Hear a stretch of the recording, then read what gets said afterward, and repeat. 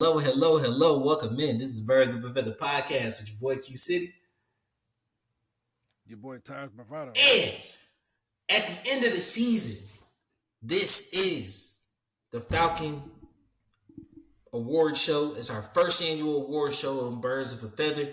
We want to honor everybody who was a part of it this year. Um, and if you don't agree, write in, comment, tell us how bad we did, or tell us how good we did. You know what I'm saying? We'll go through And I'll tell you how much I love we'll go through each of the awards. Each of the awards are named, right? And so like we can go through why they're named and whatnot. Let's get into it, my man. Let's get into it. So our first award, the John Abraham Award, is for our best D lineman. Now, before you get all your panties in a bunch, please understand that I didn't want to use people's names twice.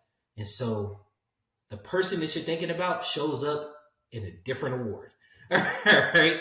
So, our John Abraham Award for Best D Lineman.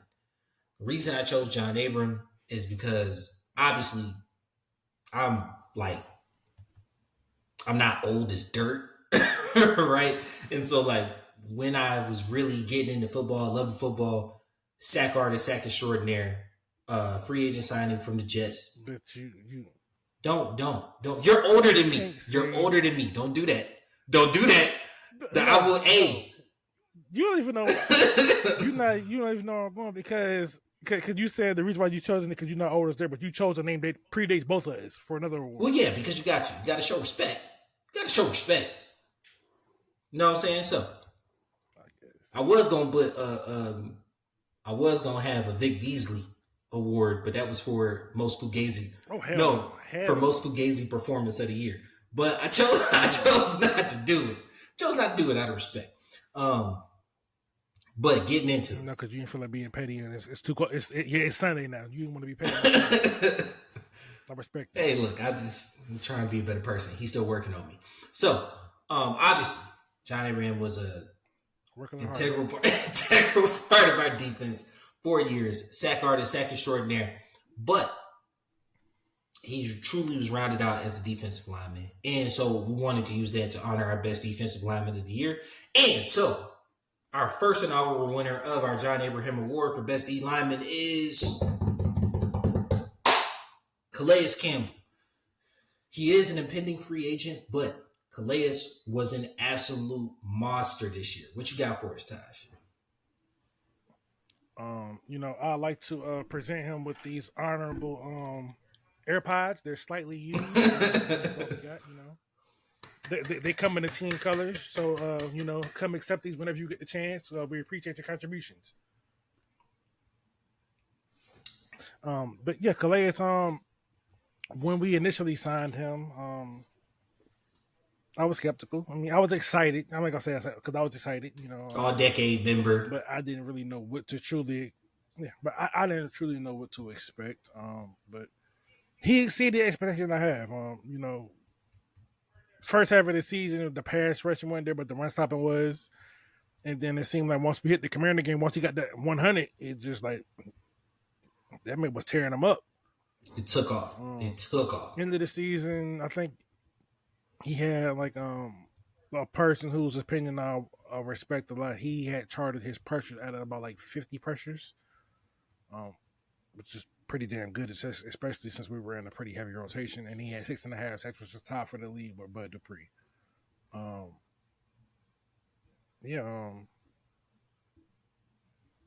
37 years old, he gave you about as much as you could expect and more. So I think, he brought some leadership. He helped out some of our younger people. We will mention this other player later on when we get down to the latter part of our awards. But he played an instrumental part, and if he wanted to come back, I would accept him. Yeah, love him to come back in any capacity. He looks like he still got gas in the tank. Obviously, 6.5 sacks. Echoing pretty much everything you said, right? Kind of just wondering how much is really left in the tank when you signed him, but you got everything you wanted and more this year out of Calais Campbell. With the pass and the run, he was awesome this year. Yeah. All right.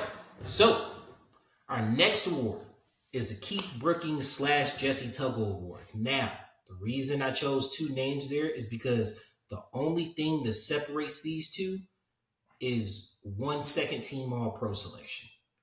Or, yeah, 1 second team All Pro selection. The hammer. Now, you should have just. I should have said this before. You should have just cut it down to the hammer. yeah, see, I like Jesse, but you can't deny what Keith does because Keith is the one with the second All Pro selection. You can't deny, but so it was 2 second team All Pro selections. Jesse was he didn't get the respect he deserved throughout the league. He should be a Hall of Famer too because his numbers. He has the numbers. Yeah, he's a Falcons Rings of Honor member, right? But I just in good conscience because of what Keith did, because of what Jesse did. Well, I got to put them together here. They are both extremely productive, 5-time Pro Bowlers. Jesse led the league in tackles one year. It's close. Hey man, look. I get what you're saying, but that's a lot on a trophy. You got to write it in small letters. Now, anyway, obviously, you got to pick a name. Man. This award is for the best. Next year, we will revise this name. We will revise this name. Might be the Keith Tuggle Award. I don't know. Anyway, anyway, this award is for the best linebacker, right? Now, after much deliberation, countless hours of going back and forth, burning all 22s. We decided on Kaden Elliss is our best linebacker this year, right? What you got for us, Taj? He was the leader of the defense.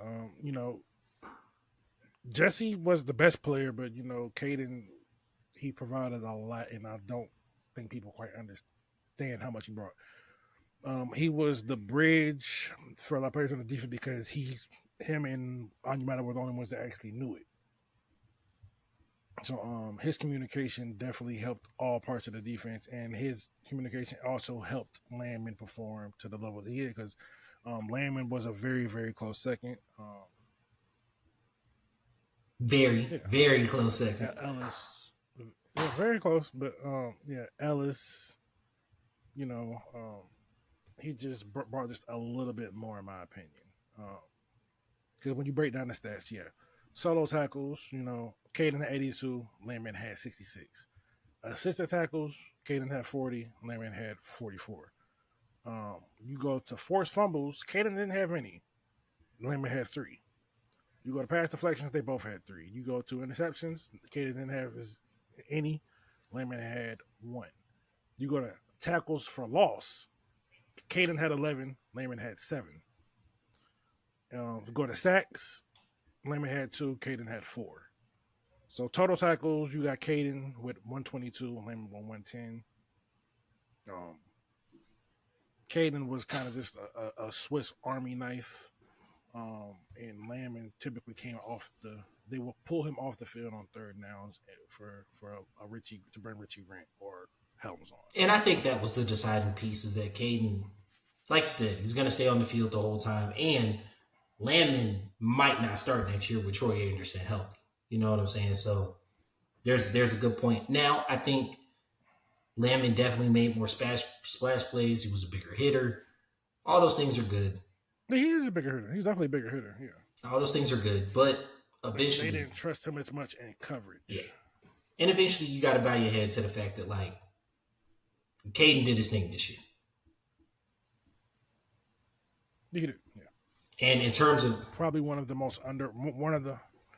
underrated free agent signings we had, because people often talk about obviously Jesse, and they talk about Onyemata and Elliss.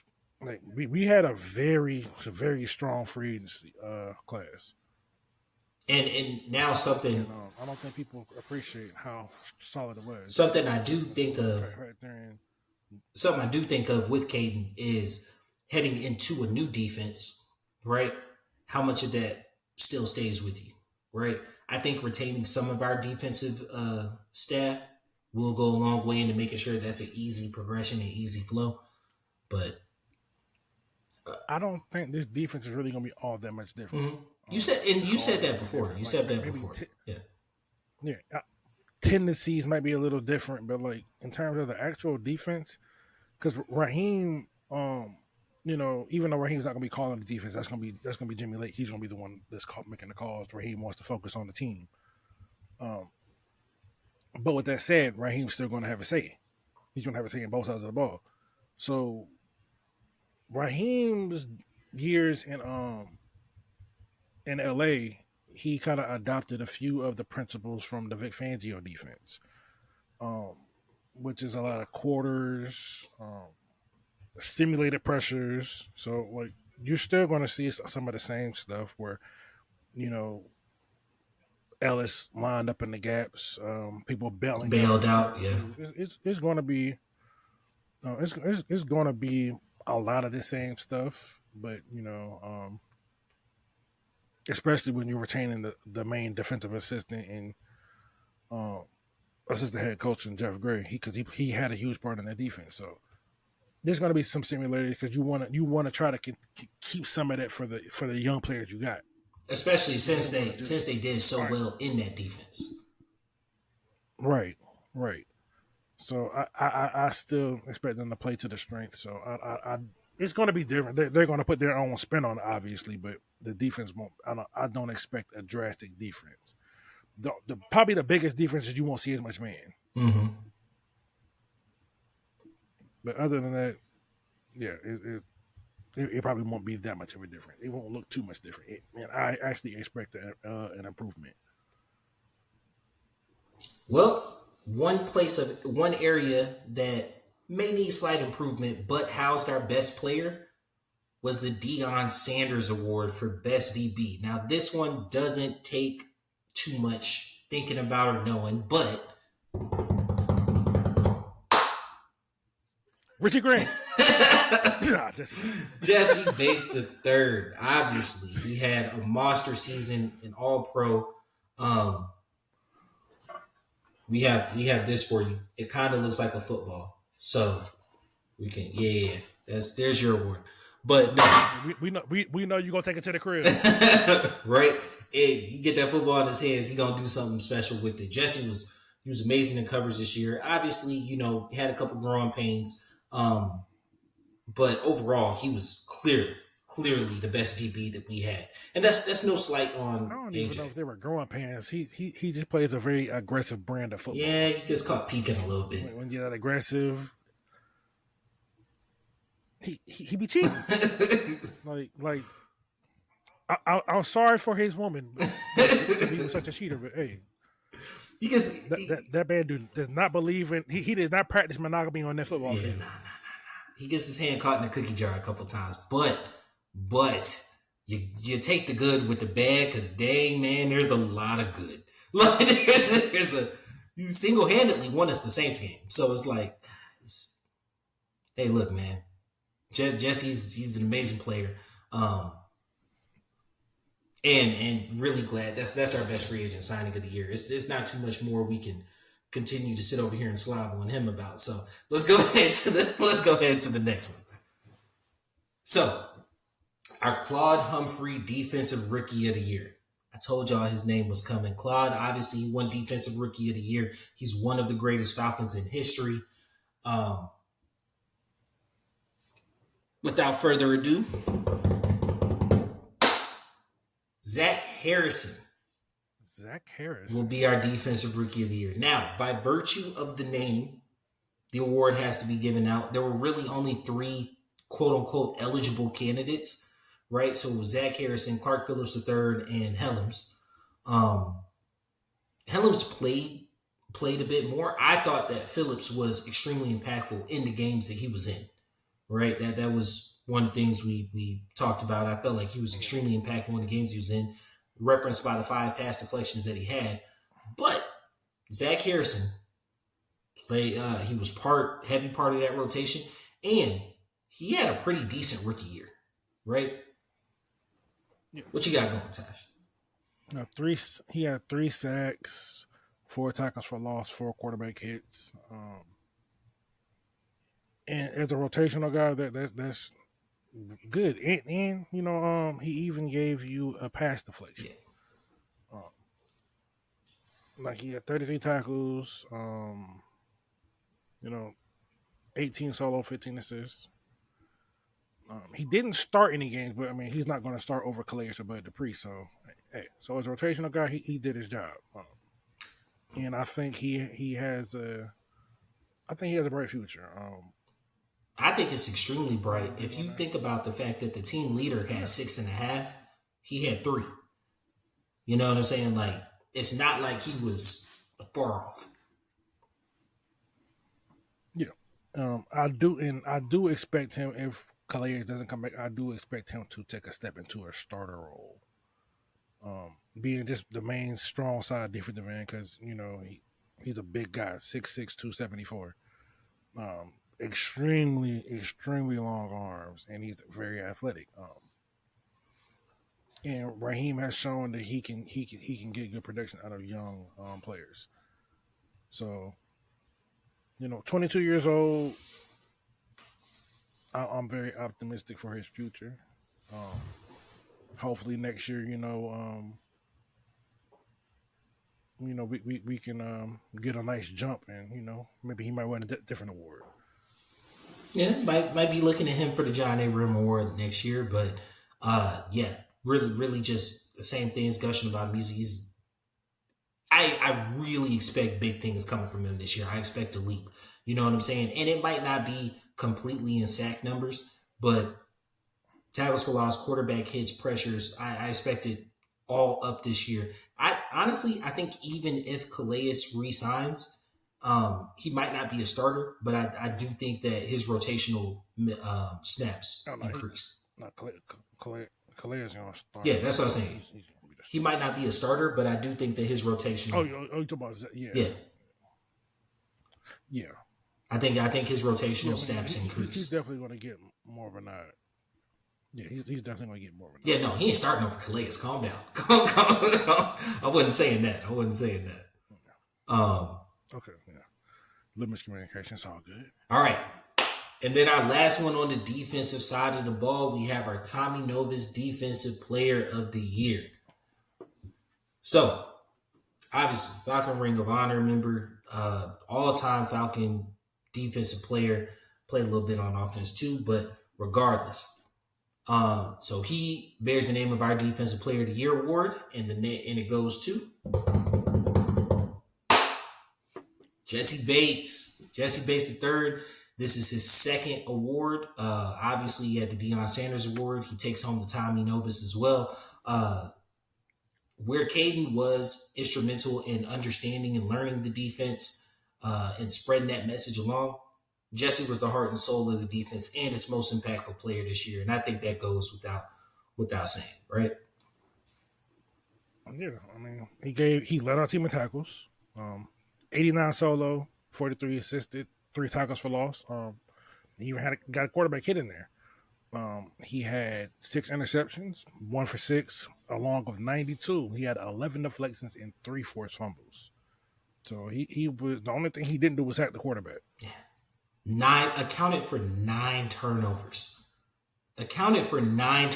Himself, and turned one of those into a touchdown.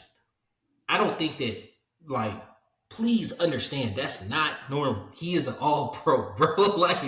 Most guys can shut people down. He's supposed to be all. He got snubbed out of first team. He really did. But most guys can lock it down, or they can probably zone out. He could play in both, and he gets turnovers. He gets his hands on the ball. He makes things happen. In the end, he works well with others, right? Got the little check mark in his box, plays well with others because he's a linchpin for that defense. He's firing guys up, in the huddle. You can see him, on lineup. This is like the coolest thing to me, that nerd out moment. But when you watch the All 22, right? Pre-snap, if you watch Jessie pre-snap and you just see how he's communicating, how he's talking, he will go down and move a linebacker on a run play and pop back up to where he is, and then be in on one of those assisted tackles. It's really cool. Yeah. It's really cool. And usually you see the middle linebacker with that kind of command over the whole defense, basically the second level, and then the D lineman in front. But to have that at the safety level goes a long way in your Right. defense not being able, in not allowing yards, not allowing, we didn't get a whole bunch of big plays against us. We didn't allow a whole bunch of touchdowns. Like, we were in a lot of games. When we did get hit over the top, it was because, Jesse, like you said, it was a little bit more aggressive. But you got to take the good with the bad because, man, there's a hell of a lot of good there. Yeah. Definitely is. Now, going on to the offensive side of the ball, we have our Mike Ken Award for the best O-lineman. Obviously, Mike Ken was one of the greatest linemen in Falcons history. You put him at that tackle spot, didn't have to worry about it for 17 years. He was here for a long time. You could have went Van Note, but I get it. I like Ken better. I'm not even going to lie to you. Van Note was our best lineman. That's just, all right. Hey, look. You had a chance to name the awards. You had a chance. No, I did. Okay, look. I'm not gonna lie. I didn't pay too much attention to the names. Now, all right. Cause I didn't realize that you named the best DB the Deion Sanders Award till you said it. I'm like, oh, of course. I mean, what else are you gonna name it? The D'Angelo Hall Award? I mean, it makes sense. It makes sense. It makes sense. It absolutely makes sense. All right. Nah, see, I could never look. I know we on track, but I can never name it the D Hall Award after he let T.O. spit on him on national TV. Hey, look. On God. The football career is done. For real. The football career is done, bro. Yeah. The football career done, because you're gonna have to see me about that one. Like, and I'm if you know me in real life, like, I'm one of the, like, I'm chill. Like, a lot of times I don't like taking it there, because once I get there, I can't get back. Like, it's not It's not easy to bring you back then. Just so, like, once you take it at the box, it's not easy putting them back in there. So the spit in the face, like, we not even playing football no more, dog. we not playing football no more, bro. Like, this is man to man stuff right here. So oh yeah, like you gonna have to see me. Yeah. So Mike Ken Award for the best O-lineman, that is going to be Chris Lindstrom, our Pro Bowl offensive lineman for the year. Me and you had a pretty decent discussion on what his transition will be like to the new offense. You happen to think that he's not going to struggle pretty much, and he'll be able to continue this string of production that he has. And for me, I think he might, but I'm hoping he doesn't, especially considering the man got paid and we want him to live up to that. So, what you got for us on Chris? See, the main reason why, another reason why I don't think, because they kept the O-line coach. So they did. That leads to me to think they're not changing the scheme that much. They're not doing anything drastic. They just want to mix stuff in. But, you don't get to be the highest graded run blocker by PFF, like, or at least top 5 the past 2 years. I think over the past 2 years, he's the highest rated run blocking guard. So like, no. Yeah, running the ball. He might have had a down year, but so like it's gonna be fine. It's gonna be fine. There was an honorable, well, at least for me, there was an honorable mention in Chris Dahlman. Out of all of our linemen, we had some minor regressions, but he's the only one that actually improved. So yeah, but Chris Lynchman is still he's still the head honcho of that room. And I will say, man, with Jake Matthews, he's not dinosaur old. He's not dinosaur old, but I wouldn't be surprised if, I think he's only 31, 32. Trying to think. I think he's been in the league like 10 plus years, hasn't he?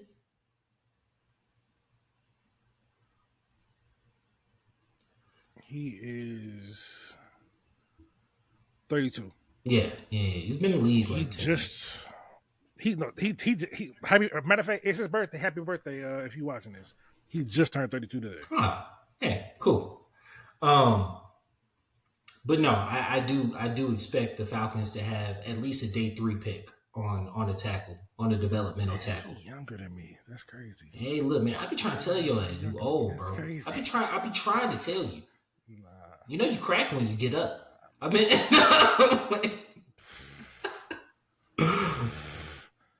all right. On to our Julio Jones Award for our best skill position player.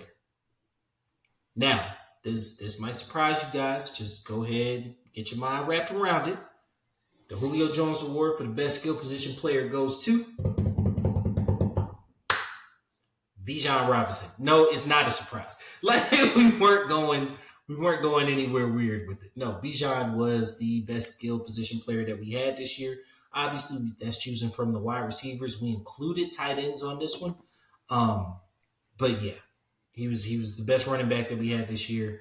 And his production compared to wide receivers and tight ends is not even close. He was our best skill position player this year. What you got for us, bro? Most total yards, most touchdowns.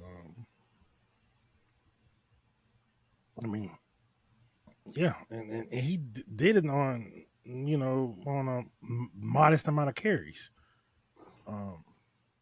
I think that's the part that was kind of shocking. Carries, It's not like he got 375 touches. You know what I'm saying? Like in carries, what you said 214, because I know it was under 220. Yeah, because he's the first averaged about what? Go ahead. He averaged 16 touches a game, and there's not really a lot. That's crazy low. That's crazy low for the type of talent he is. So if you think about it in the context of this, say you have 75 to 80 offensive snaps a game, right? In those 80 snaps, you probably want Bijan to touch the ball, I would say 25 times. I mean, I think at base 20, like at least 20. At least 20. Anything around that, you can fill it out. Yeah. He needs to touch the ball at least 20 times. Because target wise, that Tyler Algier does need to be involved in the offense somewhat, but Bijan needs to be the clear head guy of the room.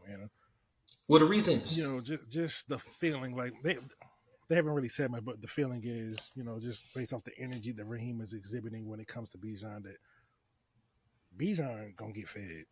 They ain't gonna abuse him, but he gonna get fed. That's my thing. Like that's why I said 25. So like that leaves you with 55 touches. You know what I'm saying? Drake should get about 10 to 12 targets. Pitt should get between 8 to 10 targets. That's another 20 off top. You're at 35. You put in, and I'm talking drawn up plays headed to this person. That doesn't necessarily mean catches. It means draws up plays right to this person. You got about 35 left. Now, I'd be cool if go ahead. The beautiful thing about this is like, the beautiful thing about this is like it don't all have to be in one game, because like you just want to average out to that. Yeah. So obviously there's gonna be some games where Drake might get that 8 and Pitts might get that 12. It just depends on matchups, how they want to scheme it up, or it could be some random stuff where like a receiver that we add through free agency or the draft ends up getting like maybe 6 in, just because how stuff works, or Jonnu might do something. It's going to be interesting to see how they divvy out divvy out these touches. But you have three. You have your 3 guys. Yeah, that should take the lion's share of the offense, right? Between those 3 guys, there 45 plays should go to those 3 guys, and that's not a crazy number. 45 plays should go to those 3 guys. Yeah, but about 20 to Bijan, and then you could split the rest with that another 2. Yeah, without question or hesitation. So, really looking forward. He's a candidate for an explosive player this year, but obviously that kind of spoils the next award. The next award is the Matt Ryan Offensive Rookie of the Year award. Obviously chose Matt because he won Offensive Rookie of the Year. In 2008, he's one of the best quarterbacks that we have ever had. So that goes to Bijan Robinson as well. We just talked about it. He had a very, very capable rookie year, right? We got into the discussion a couple weeks ago, and this is prior to Raheem's press conference and kind of you getting reports about energy out of the room or whatnot. I actually thought he might be on the offense would be better, but he might be headed for a little decline in production. After hearing everything going on, he is a big fantasy candidate going into next year. I still don't like looking at things from a fantasy standpoint just because you set yourself for disappointment. I mean, the way the Rams utilize their running back, the potential's definitely there, but if we don't have a coach that's seemingly out for the fantasy community anymore, so I mean, the last coach seemed like he was actively against it. Just to be honest, like he was actively. We're not playing fantasy football. I don't care about your fantasy team. Blah, blah, blah. I'm like, all right, calm down, buddy. Yeah, he's going up to Pittsburgh. All right, so all right. Then for our Offensive Player of the Year award, I chose, and it may be a little controversial, but I chose the Michael Vick Offensive Player of the Year award mainly because Mike Vick was exciting. Hold on, what? Well, he never won Offensive Player of the Year. He never won Offensive Player of the Year. He was exciting. Okay, I'm about to say something that's going to be very controversial. Hold on, let me take another sip of my drink. Okay. Michael Vick was exciting, but he was not a good quarterback in Atlanta. No, that's not really controversial. That's why it was Offensive Player of the Year. See. Okay, to the non-casual fan, it's not controversial, but to the casual fan, they would try to lynch me. Oh yeah, nah. If I said that in the Facebook group, if I said that in the Facebook group, they'd be talking about pull up. Yeah, no, it's that's not even really debatable. Mike Vick was a far better quarterback when he went to Philly, and then see, I see, folks. This is why you pay attention to stuff before you get started. This all me. I would have recommended Michael Turner. For Offensive Player of the Year, nah. What you mean? Michael Turner was killing it. He was. See, when I tried to name an award after him, you ain't won it. You know what? This is because don't no one name no best free agent. All right, so look, we'll get to that award. It was on me. We'll get to that award next year. Obviously, our Offensive Player of the Year is Bijan Robinson. Again, clean sweep. Best skill position, Offensive Rookie of the Year, and Offensive Player of the Year. Bijan had an outstanding season. It might speak to the ineptitude of our offense, but either way, amazing year. And obviously he can't win Rookie of the Year again, but I do expect him to have a sweep over the other two again. Now, last one is going to be the Dan Reeves Coach of the Year award. This will be offered, sadly, to someone who's not here. Our Coach of the Year award goes to Ryan Nielsen, now the new defensive coordinator for the Jags. He had this defense humming this year, right? And the 7-9 record doesn't happen. Like we easily could have gone 4 and was that 13? And been out of multiple games without this defense balling the way it does. And that was a huge credit to Ryan Nielsen, but we do have an honorable mention. What you got for us? Oh, yeah. But hey, the quarterback situation would have been a whole lot easier if we did. But the honorable mention is Jeff Gray. And he's going to be instrumental in having some continued success for this defense. I think he was instrumental in helping out first time defensive coordinator Ryan Nielsen because he's coordinated before. He's done a lot in this league. He's a very experienced coach, and you need those kind of people to lean on when you're new to something. So yeah, Ryan Nielsen, you will be missed. We wish you all the best luck in Jacksonville, unless you're playing us. You gave us the best defense we've had in about 20 years, give or take. Well, roughly one of the best defenses we had in about 20 years. I still lean toward the 2012 defense and the 2017 defenses, but in terms of sacks, you delivered on your promise of getting after the quarterback because you gave us our most sacks in about 20 years for real because we had 42. We haven't been past 40 since then. Yeah, I was about to say the 2017 defense I think was very good complimentary wise, but I would say our defense this year was much better. I wouldn't say much better, but I would take our defense this year. I just think it's the sacks, but that was a good defense in 17. But 2012 was a better because 2012 was another top 10 we had. When we had Willie Moe, Thomas D. Cool. Yeah. You gave Matt Ryan a top 10 defense. He was putting you in the NFC Championship game. You give Ritter a top 10 defense, you pick number 8. It's just there's levels to it. Well, it's not all on Ritter, but it is what it is. So, looking ahead to next year, I would say that, the Deion Sanders Award might go back to Jesse again. The John Abraham Award, we talked about Zach Harrison being possibly involved in that one.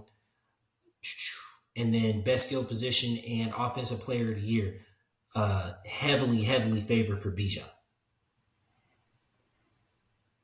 Obviously, we don't know who he's going to be. Oh, he's going to be the engine of the offense. Like Bijan's going to be the engine of the offense. So, like, it's not like that we don't think Drake and Pitts are going to be capable players. It's just Bijan's. He's going to be the heart. Obviously, we won't know who defensive rookie or offensive rookie of the year is. Best old lineman, sneaky pick, Bergeron. What you thinking? I don't think it's his time yet. You don't think it? Maybe year 3. You won't pass Lindstrom? Not yet. Maybe year 3. But I do think he had an amazing rookie season. I think he had a really good rookie season. Especially in contrast to the prior that we just before him, Jalen Mayfield. Yeah. Night and day. Yeah. So he's actually a competent lineman. So yeah. I'm optimistic. I think he's gonna get there, but like Christian Lindstrom, that's a tough beat. Cause you talking about one of the top 3 linemen, one of the top 2 or 3 guards in football. So yeah, that's a tough ask. So I do think Lindstrom might sweep that again next year, unless hey, Matthews has to turn back the clock season and slides into an All-Pro. You never know. The most season. His turn back the clock still isn't as good as Lindstrom. So like I love Jake, but Jake's he's a thing with tackles. Like he's good enough to where you can't find better than him. Mm-hmm. I mean, he's good enough to where like anyone below him, that's a significant downgrade. But it's hard to find better. It is hard. It's hard. It's hard to find better without like teams that have left tackles ain't letting go of left tackles better than him. Yeah, exactly. Yeah. He's right in the. I won't even say he's in the middle. I would say he's above average. He's above average, but like. He's in good enough territory. Yeah. Cause you could easily do worse than him, but it's hard to do better. It's like you know what he is. He's like an 82, 83 on Madden, where it's like you're not gonna draft somebody who out the gate is better than him. You're not going to find anybody in free agency that's decidedly better than him and of competent. And it's funny because that's what his rating is on that. Yeah, like that's decidedly better than him in free agency. That is the right age. Like when Trip Williams hits free agency, yeah, but he like 37. You should be like, bro, like, yeah, I pay you for 1 year, but still. And then like, it's hard. It's hard to find better. I also think, like you mentioned, the 83%, 83 rating. I also think what it combines is the 80-20 rule. Like he's better than 80% of us out there. 20% is better than him, but good luck getting to it. Yeah, good luck getting to it, right? And I don't think we ever, because we've been in this number 8 spot a couple times, but like I don't think there's been a tackle This is the third available. straight year. Yeah, I don't think there's been a tackle available that by far would justify picking at that spot that would pass Jake immediately. I can't think of one because Immediately, no. Sewell went to Well, I five. mean, this honestly, this year there could be a debate for that. But we have other needs, and depending on how they go about that, they could say a lot of things. But I don't see them addressing tackle in the first round. Second round, assuming that we still have a second, there's a little buzz that second might be going to the Midwest. Yeah, and we'll get into that in the draft talk. We're closing up this season with the awards show next week officially for the Falcons pod anyway. Road to Detroit, baby. We gonna be there live from the draft. Can't wait to see y'all. But now we start. We start with the deep dives. We start with the draft talk. We start with the speculation, all that good jazz. So come on back. Appreciate you guys. Yeah. Um, This is our last. This is our last episode of the NFL season. Now we get to the second season. So we appreciate y'all coming along on this journey with us, and hearing some of our takes, our arguments, our disagreements, just our silliness. I appreciate all y'all. And we got more to come. It's gonna get in depth. I'm a football fanatic. Obviously, he is too. But like the draft, is when I really dig deep. So yeah, stay tuned for the player analysis, mock drafts, salary cap analysis, free agency predictions, cap casualty predictions. Anything you could think of, we gonna get it. We got you covered on the Birds of a Feather podcast. Yes, sir. Yes, sir. Hit that like, hit that subscribe, right? So we're not just gonna be pumping out the content that our regular Falcons pod. Where going into the off season of the NFL, we're gonna start our NBA pod. So if you're an NBA fan, you're a Hawks fan. You're gonna get some news there, but then just the ons and offs, ins and outs here and there. If there's a big free agent signing or something, we might just hop on, do a little 10 minutes or whatever. So go ahead, hit that subscribe button so you get that notification anytime. Like, subscribe, comment. We love to hear from y'all. All of our socials are in the description. We're Birds of a Feather or B.O.A.F Media on Instagram, X. I'm gonna call it X. I'm not calling it Twitter. I'm calling it X. I'm calling it Twitter. I'm not calling it X. I refuse. And I'm calling it what his mama named it. and we have a Facebook page, you guys. So reach out to us. Obviously, we use you guys for City Talk. You know what I'm saying? We love to hear what y'all want to know, and then we give it right back to you using our football knowledge. So once again, echoing Taj's beautiful statements, we appreciate y'all. Thank you for the ride. Let's go ahead in the next season. This has been your boy Q City. Your boy Taj Bravado. We out. Peace.